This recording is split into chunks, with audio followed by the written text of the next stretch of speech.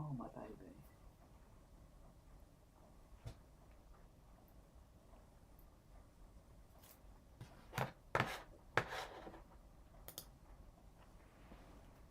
And we're live. Hi everyone. Welcome to another edition of Train Your Dog Month. I'm Patrina Firth and I work for the Association of Pet Dog Trainers. And tonight I'm joined by Chris Mancini and Calum McConnell from the Education Team. Welcome. Hi, guys. Hi. We've got a little heart react. If you're watching, just leave us a little comment just to say whether you can see and hear us okay. We'll see. Let's have a little look and see who's watching. Denise is watching. Yeah. Hi, Denise. Good. Hi, Denise. So you can bring her little comment on where she says, hi, guys. And we've got Rachel Sadler. Hi there. Hiya. Hi, guys. Hello. Okay, so Chris, you head up the Education Subcommittee for the APDT and you've been a lecturer, tutor on the course for a number of years, is it safe to say? Do we want to say how many?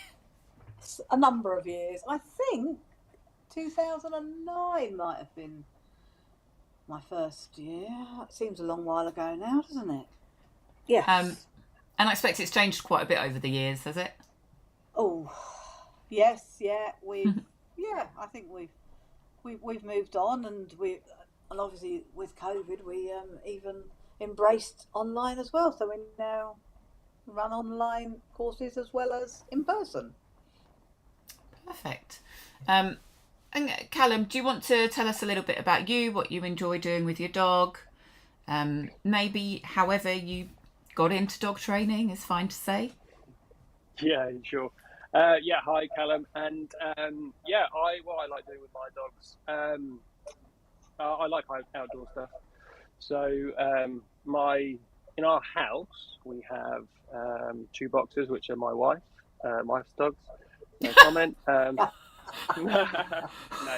Jen, they are lovely, really. But I've got a collie and a working golden retriever. With my collie, I like nose things that sort of hunting outdoor type of stuff, search and rescue type things. And with my retriever, I just like doing Gundog stuff, really. How I got into it, I got a wonderful little dog many moons ago called Pippin. She was a little pug Shih Tzu cross. I got it irresponsibly with a partner at the time. Started reading about dogs, watching various things, and that's sort of what got the bug for me. I found the education course in, I think, I had more hair. I didn't weigh as much. And less tattoos. I think, I had less tattoos. I think it's about 2012 I did the foundation course. So, and then spurred on from there, really. Great. And Chris, tell us about your illustrious, lengthy forays into TV and film. Tell us about your journey. Oh, well, it's a long one because I'm old. So I originally, I started working in the veterinary industry when I was 17, many moons ago. And really that's where, and then obviously I had my own dog, and that's where we kind of sparked an interest in dog training, and I decided I wanted to set up classes because there was a market, and back then there was not really many courses you could do. I think Cope had just started doing some, so I went and did. It was more of a behavioural and not just for dogs; it was for other animals as well. I did a diploma with them, which was really good. So it gave me a good basis to start, because I felt I didn't want to just go out there and crack on with it without having a little bit of background knowledge about what I was doing. And then really it's just grown and grown and grown from there. And then I started doing agility. When I got my first scruffy dog, Taggy, that was the first time that I actually got into filming, because one of the ladies that used to come to agility said, they're always looking for dogs like that for film work. And so my first film work job, I think, was with Taggy. She had her own changing room, or whatever you call it. What do you call them? Dressing room. Dressing room, that's it. That's the word I'm looking for. and she did an advert for Dyson, and she had to lay on the sofa and just do a couple of other things as well. And I didn't know any different, but the producer came over and shook my hand, and the agent lady that was with me is like, "Oh, it's really good if they do that. They're really pleased with you." I was like, "Oh, okay," and that was it, really, yeah. And so we went on to do lots of different stuff with various dogs, actually. So quite enjoy that. Although it's very boring, it's not quite as exciting as you think, because there's a lot of waiting around doing nothing. But you get to meet lots of exciting people, but it's wasted on me because I don't really know half of them. Yeah, but yeah, and I only did part-time dog training until I moved up to Cumbria, and now it's kind of full-time, so we do quite a lot with that up in the wonderful, wonderful wilds of Cumbria. Because you couldn't tear yourself away from working in the veterinary industry, right? You know what? It is kind of that, because it's really scary, isn't it, to make the jump from being employed and knowing you're getting a regular income to, you know, is it gonna work or not? But yeah, I just did it all at once. Moved away from everything and left my job, which I loved. I must have loved it. I was there for 30 years, nearly. So. Yeah, you get a great sense of community working in a vets, don't you? And the clients are nice on the whole. And we had fab clients on the whole. Yeah, definitely. Yeah, we loved them, and yeah. Great. All right. So, for everyone that's watching live, welcome. You've come to hear about APDT Education, but I thought it'd be nice for you to hear a bit of a backstory about two of the tutors. So Chris and Calum both teach on the course.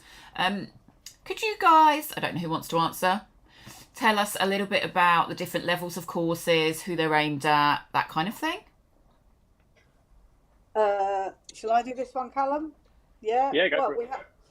We have actually 3 different kinds of different courses, but they all run sequentially. So we have foundation, and that's kind of geared for people that have not really done anything at all, want a change of career, just want to add to their knowledge. We have a lot of dog walkers and groomers coming along, which is really nice, because they want to be better at what they do. So that's lovely.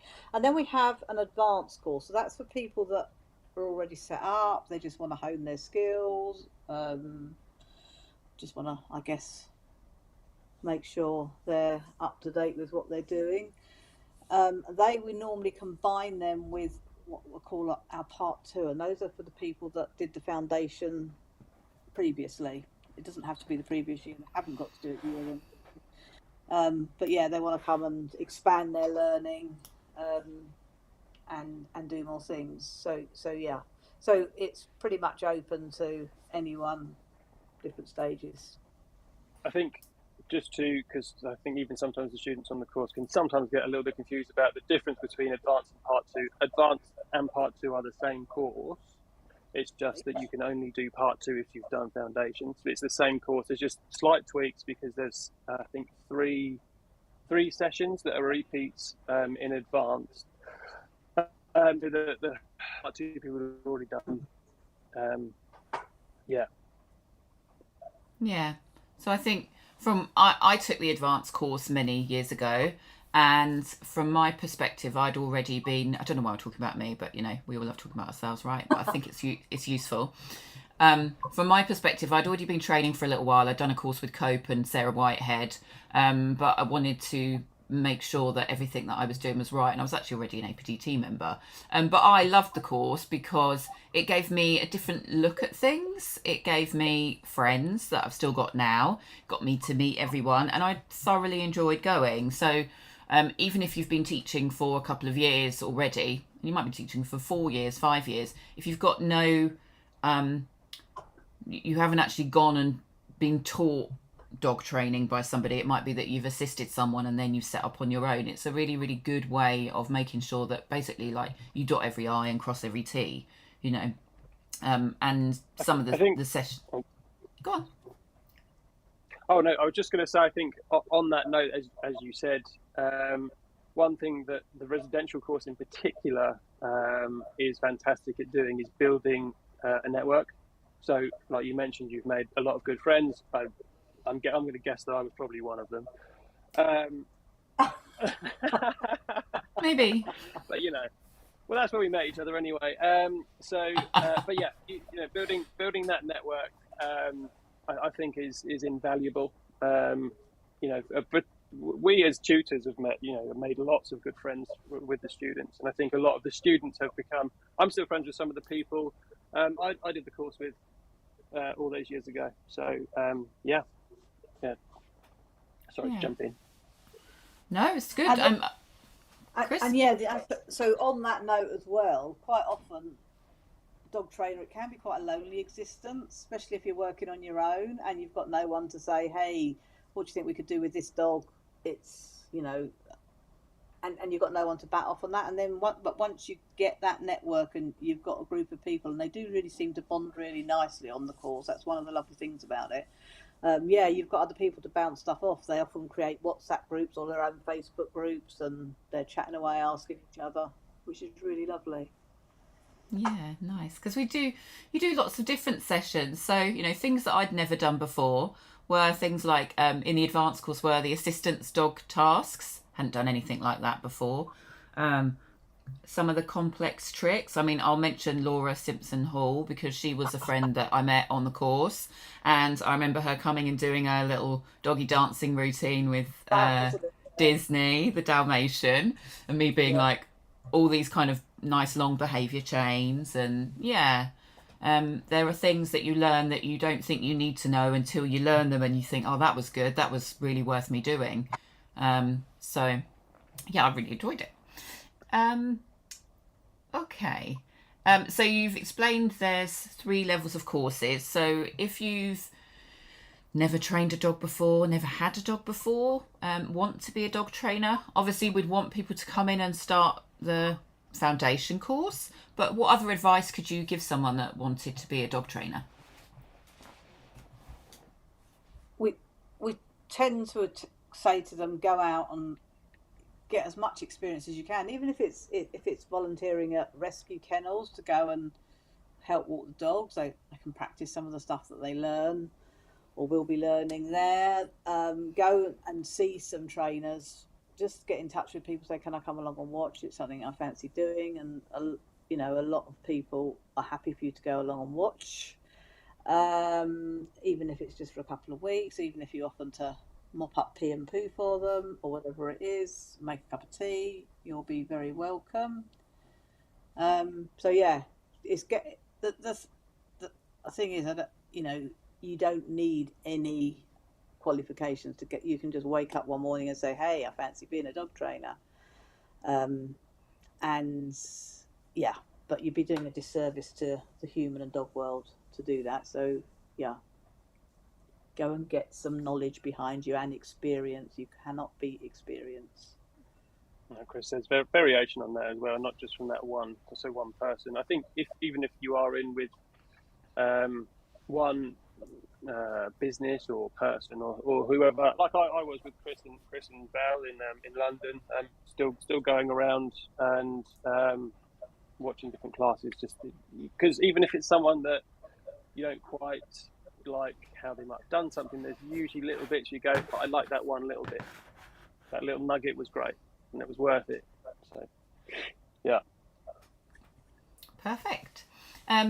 What does an average day look like? I know we offer 2 different styles of learning. So we do the residential course, which is fantastic because you get to go for a weekend away and you just sit and geek out about dogs for like three and a half days basically, because you get there on Thursday evening and then it's all day Friday, all day Saturday, all day Sunday, and you're doing, I won't go through what you're doing because I want you to tell me what an average day looks like on the residential course.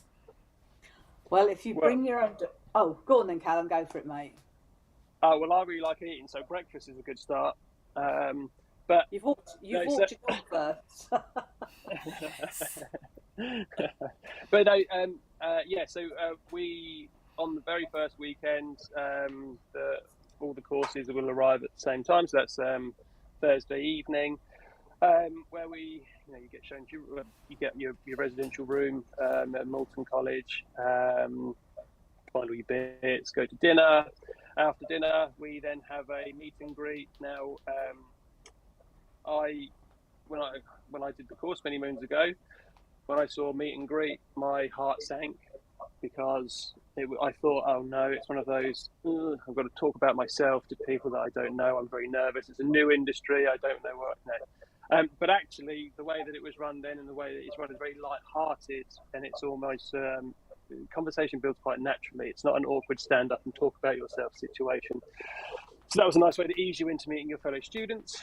And then your day from Friday to Sunday.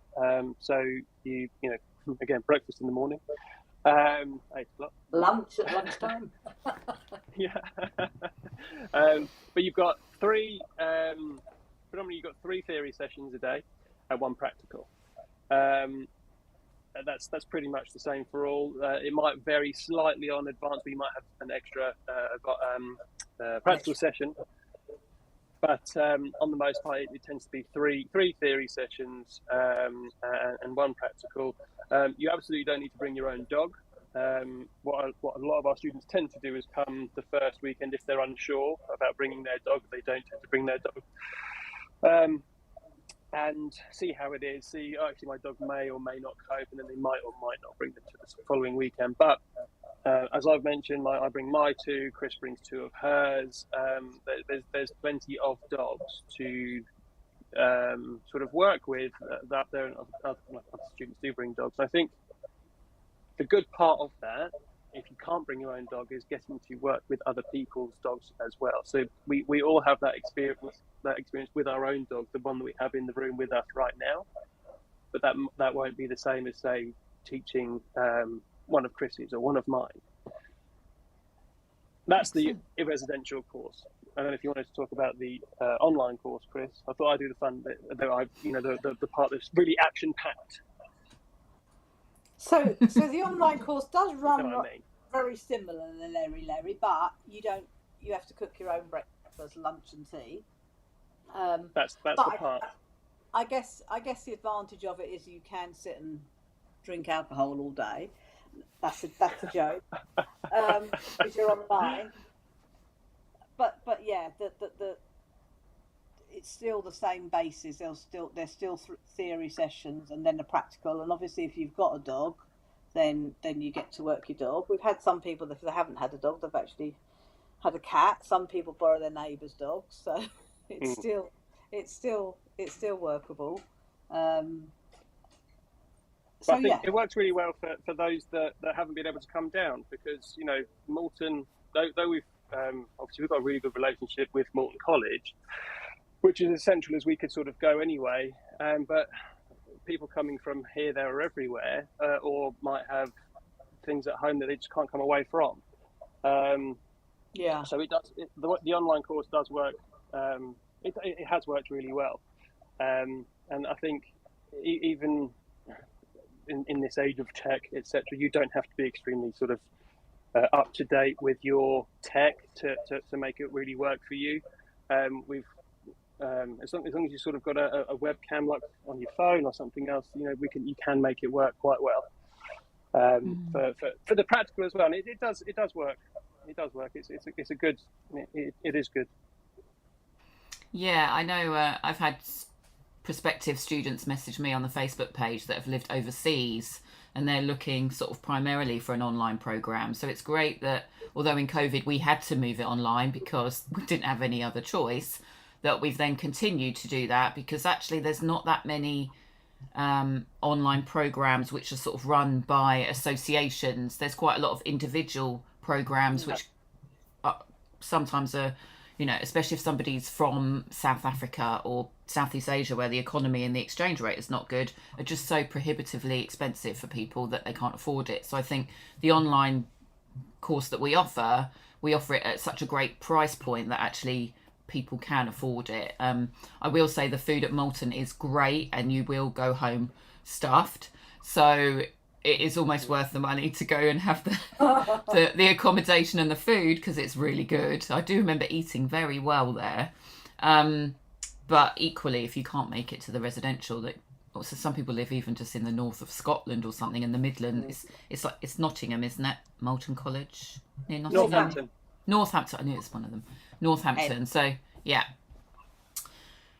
Perfect. And what kind of things do students learn on the course? If you were just going to grab a couple of topics out from each course, what things might they expect? Well, foundation, we generally, their first session is learning theory. So understanding all that stuff that makes mammals tick, really. It applies to pretty much all the, well, pretty much most species, actually, isn't it? Yeah. So that's quite a hard one to start off with, but they kind of need that to get going, just to have that underpinning before they move on to everything else.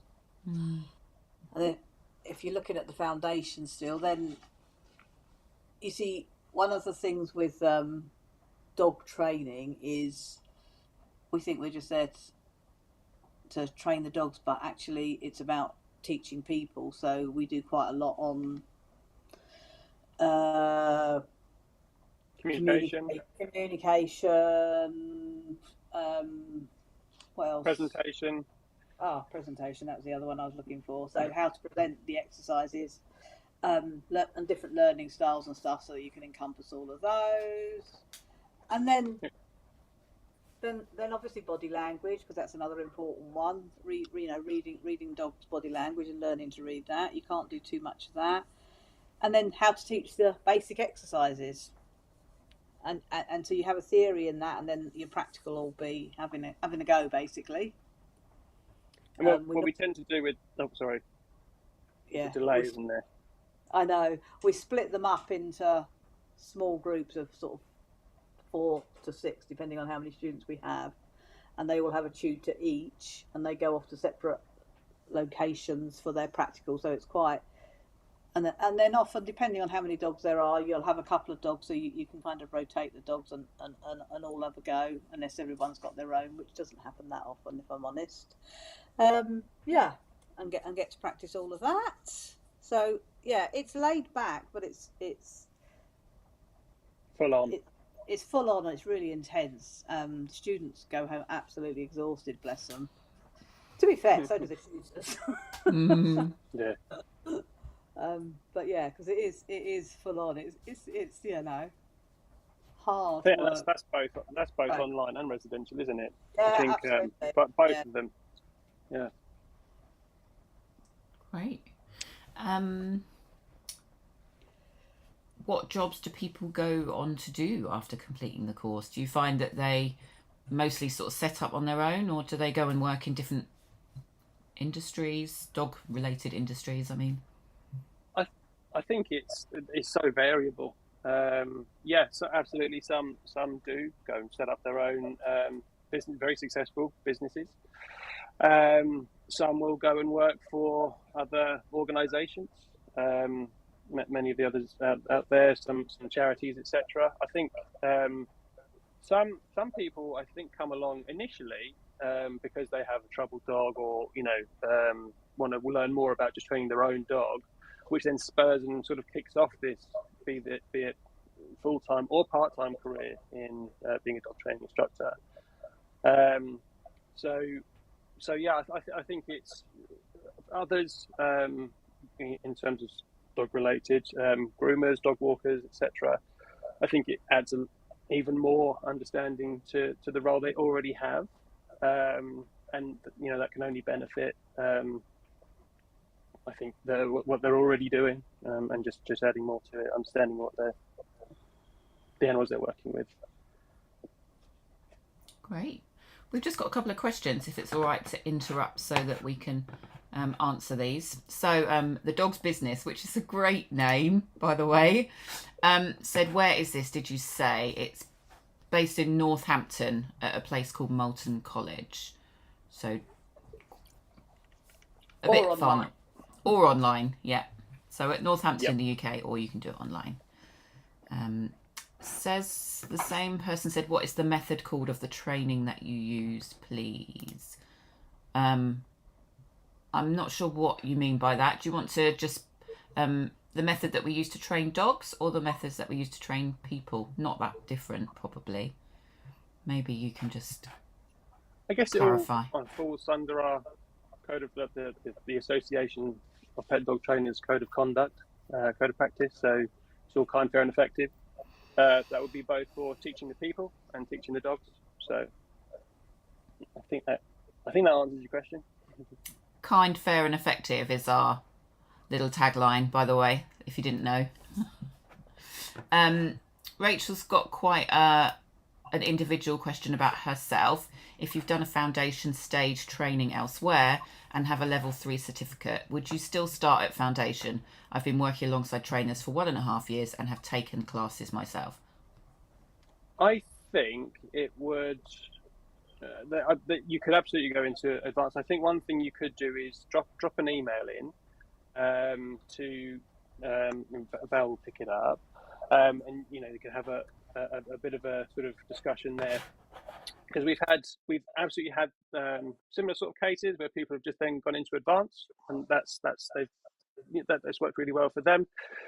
We've had other people again that we've all, I think, become good friends with, that we're doing a lot for, and to start with us from foundation. So I think it depends really. And if you do come on the course, I think it depends will be that answer that you hear a lot. I think that is with dog, because obviously everything is. If you say, what would you do about this dog? It depends. So some things are situational, yeah. So I would say to Rachel, drop an email in. You speak with Val there. There you go. And then sort of see where you feel what benefits you the most. So the if you didn't see it, the email address for education is just in the bottom right hand side of the screen. So education@apdt.co.uk, with any queries, with any kind of quite individual things, just because they'll be the best one to answer you. And if anybody else has got any questions about the course, you can also pop them an email as well down there. And then Paul, hi, I'm currently doing part-time unpaid work training at a school in between my full-time job.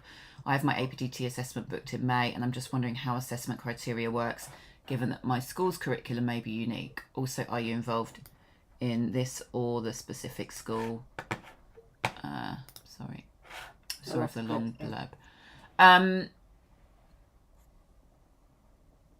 I'm not quite sure what you mean. I'll be honest.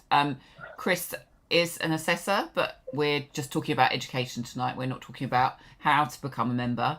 I'm not sure what you mean by school there, Paul. If anybody else knows, it's fine. I guess it could. I guess a lot of people might call their dog club or dog business a school. Say that.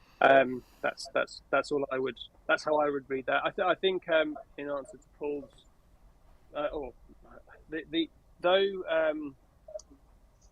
we obviously think highly of the course.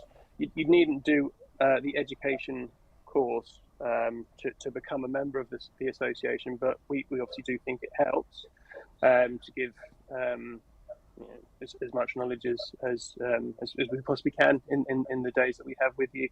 So I guess that the question was a little bit more assessment based rather than the education, as far as I could read or understand. I would say that the assessments only went live on Monday of last week, so you may not have even received your paperwork. So I'd say that's probably coming out in due course, which will, as you've probably seen online, it's made up of a theory part, you then do your practical, and then you do your oral after your practical, and it is one of the most comprehensive assessment processes in the UK. When I started dog training all those years ago, APDT was the gold standard, and it was the one that everybody aspired to do. And much like driving tests, the best people pass second time. Because I failed my driving test first time, and I failed my APDT assessment first time, and I went away and had a good cry both times, and then got it right the second time. So and these things happen. This happens to the best of us. So, and Sue's got a little question, sort of in relation to that. Would there be a benefit to completing your courses when already qualified with other organisations such as PACT and GTA, Gundog Trainers Academy, I'm guessing that is. Yeah. I would say, yeah, go Chris. Well, it's more knowledge, isn't it? It's not going to be exactly the same. So it depends how greedy you are for knowledge, I suppose, and to expand your toolbox. It certainly wouldn't do any harm, and I wouldn't say don't bother because you're not going to learn anything. But yeah, in terms of benefit to get you more clients or anything like that, then no, it's unlikely. But you should still probably apply to be a member. I mean, as I sort of said earlier, I was already an APDT member when I went and did the advanced course. So, and I still learned a lot from it. And what I also got from it was being able to make friends with loads of other dog trainers, because I find within the industry, especially because the people around you locally, you are, whether you like it or not, your competition for one another. So it can be a bit closed sometimes. Whereas meeting a friend that, I mean, Calum was up in Hackney at the time, so not far away, but far enough away that he wasn't competition. We weren't competition for each other. But you'll get that from doing the APDT course, but you'll also get a lot of access to experienced APDT members that have been doing it a long time and have got a lot of wisdom and knowledge to share with you, because I think that's something that comes with experience. You can have every single qualification under the sun, but if you've also been working with dogs for 15 years, then that brings with it that wisdom, and probably why it's not so black and white, and we say it depends a lot, because we've been doing it long enough to know, well, it depends.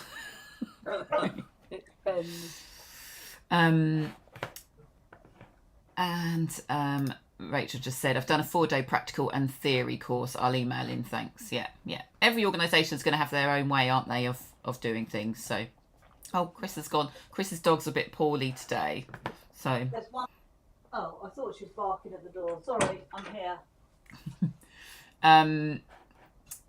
And Dr. Jacqueline Boyd, who's a new member, says, I completed my APDT assessment and membership last year. Absolutely worth it and a great challenge. It was an amazing way to reflect on my practice, despite training mine and others' dogs for years, as well as lecturing animal science at degree level. So, yeah. Thanks, Jacqueline. And I think that was it for those questions. We've kind of covered do you have to do the course to become an APDT member? Yes, I think we have. And yeah. No, you don't.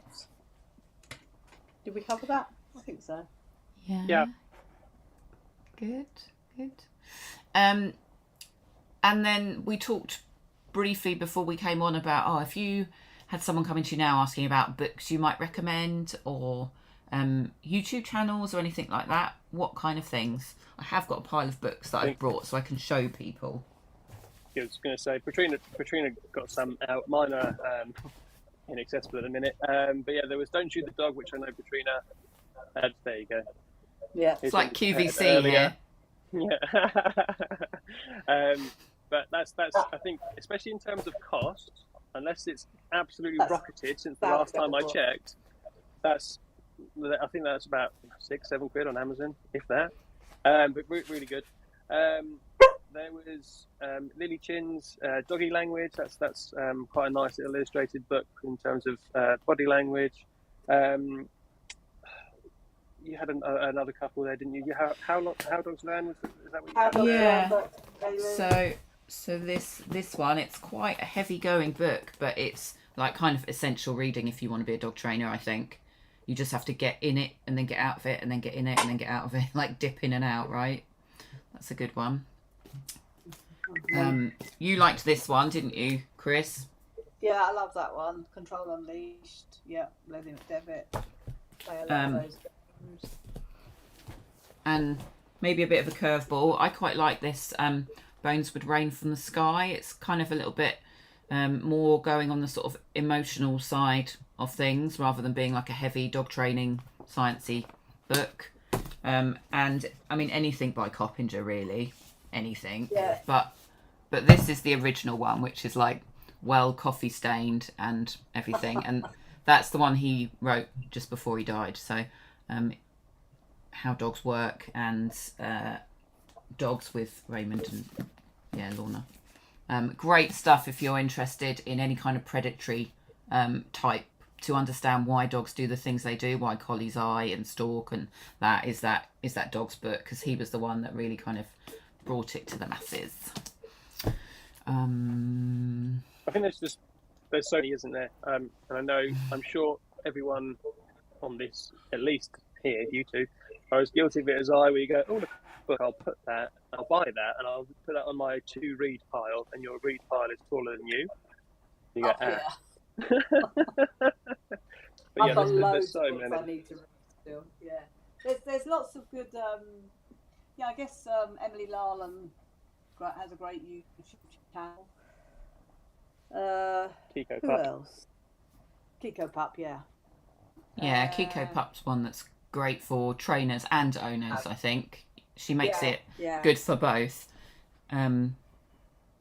Otherwise, if you're looking at more like owner stuff, you've got people like Zach George and things. But in terms of like, I don't think there's that much on YouTube about like deep dog training education, if you know what I mean. There's a lot of like neuroscience and there's a lot of psychology stuff, which is brilliant. 5-minute neuroscience is a great one if you want to understand a bit about how brains work. But it might be going a bit deep for somebody that's thinking of becoming a dog trainer. Don't scare them off yet. I know. Great. Okay. If we haven't got any other questions, Rachel just said she's been a vet nurse since '99 and she's done puppy classes since 2013 in vet practice, and that's what sent me down this route to get accredited. Yeah, that's right. Excellent. Well done, Rachel. Good. Yeah. Okay. Is there anything else that you would like to say about the APDT education course? No, I think we covered. Yeah, I mean, I think probably the only one thing that I would say is that, oh, hi Boxer, a lot of people come because they want to work with dogs, so onto our training courses. So sometimes they're a little bit shocked when they realise that actually most of their work is involved with working with people. So you do need to like people quite a lot as well. It is that's quite important. Yeah, absolutely. There's I think that comes also with the more you grow your knowledge as well, the more comfortable you are working with people and all of that stuff as well. But yeah, I think as Chris said, it is important that you're a sort of dog training instructor. Our job as dog training instructors is to give our clients the skills to train their dogs. There's no use of saying, look what I can do with your dog. Cheers, mate. See you later. And it's a weird one because you're actually training two novices together. Yeah. Whereas even if you're learning a new skill like horse riding, you would be put on an experienced horse. It's very unlikely that they'd say, here's a stallion that's not been broken yet. Crack on. This is what you need to do. So yeah, it's good. It's great. So they're kind of both learning together, and you're helping them on their journey. So it's a great. I think it's a great career if it's. It can be very rewarding. Yeah. Yeah, I am. I sometimes felt like a relationship coach. The relationship between the dog and the owner, but also quite often the relationship within the household with other family members. Absolutely. So, and you do have to like people, and you do, even though I'm possibly a bit frosty sometimes, you do have to be able to get on with people and try and get the best out of them so that you can work with their dog. And people are so different, and yeah, the learning styles thing on module on the course, I think really helped me learn about, some people are visual, some people do need things shown to them, some people need things written down and they follow instructions better. There's all these different kinds of learning styles, and I think the course went quite in depth with that in terms of how people learn, and we're not all the same. So perfect.